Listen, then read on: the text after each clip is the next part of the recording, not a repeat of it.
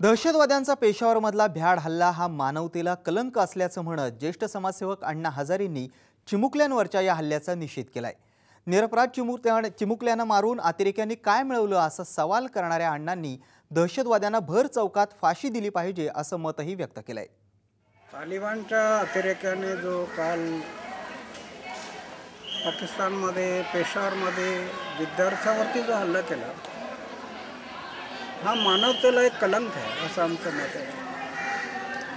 कारण विद्यार्थ्यांवरती तुम्ही हमला करताय, हे भ्याड कृत्य आहे। त्या मुलांचा काय दोष आहे? निष्पाप मुलं आहेत, त्यांचा तुम्ही बळी घेताय। म्हणून या गोष्टीचा आम्ही निषेध करतो आणि जगातही त्याचा निषेध होतो आहे। खरं तर असे लोक आता ज्यांनी तो हल्ला केला ते लोक मेले, पण अशा लोकांना तर चौकात फाशा दिल्या पाहिजे, तर ह्या दहशतवाद्यांना काही थोडी जरब बसली तर बसेल।